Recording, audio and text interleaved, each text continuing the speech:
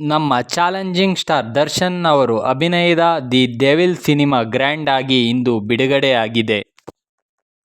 ಯಾರೇನೇ ಹೇಳಿದರೂ ಕೂಡ ದರ್ಶನ್ ಅವರು ಕನ್ನಡ ಚಿತ್ರದಲ್ಲಿ ಒಬ್ಬ ಮಾಸ್ ಹೀರೋ. ದರ್ಶನ್ ಅವರ ಚಿತ್ರಗಳಿಗೆ ಒಂದು ಚಿಕ್ಕ ಪಾಸಿಟಿವ್ ರಿವ್ಯೂ ಬಂದರೂ ಕೂಡ ಬಾಕ್ಸ್ ಆಫೀಸ್ನಲ್ಲಿ ಧೂಳೆಬ್ಬಿಸುತ್ತದೆ. ಡೆವಿಲ್ ಚಿತ್ರದಲ್ಲಿ ನಮ್ಮ ಡಿ ಬಾಸ್ ಅವರು ದ್ವಿಪಾತ್ರದಲ್ಲಿ ಒಂದು ನೆಗೆಟಿವ್ ಮತ್ತೊಂದು ಪಾಸಿಟಿವ್ ಪಾತ್ರಗಳಲ್ಲಿ ಕಾಣಿಸಿಕೊಂಡಿದ್ದಾರೆ.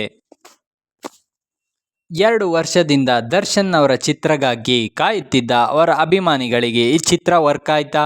ನನಗೆ ಈ ಚಿತ್ರ ಎಷ್ಟು ವರ್ಕ್ ಆಯ್ತು ಅಂತ ಈ ವಿಡಿಯೋದಲ್ಲಿ ತಿಳ್ಕೊಳ್ಳೋಣ. ಈ ಚಿತ್ರದ ಪಾಸಿಟಿವ್ ಪಾಯಿಂಟ್ ಅಂದರೆ ದರ್ಶನ್ ಅವರ ಒನ್ ಮ್ಯಾನ್ ಶೋ. ದರ್ಶನ್ ಅವರ ಅಭಿಮಾನಿಗಳಿಗೆ ಈ ಚಿತ್ರ ತುಂಬಾನೇ ಚೆನ್ನಾಗಿ ವರ್ಕ್ ಆಗುತ್ತೆ ಅಂತಲೇ ಹೇಳ್ಬೋದು. ನಟ ದರ್ಶನ್ ಜೈಲಿನಲ್ಲಿದ್ದರೂ ಕೂಡ ಈ ಚಿತ್ರಕ್ಕೆ ಬಂದಿರುವ ಪ್ರತಿಕ್ರಿಯೆ ಭಾರಿ ಜೋರಾಗಿದೆ.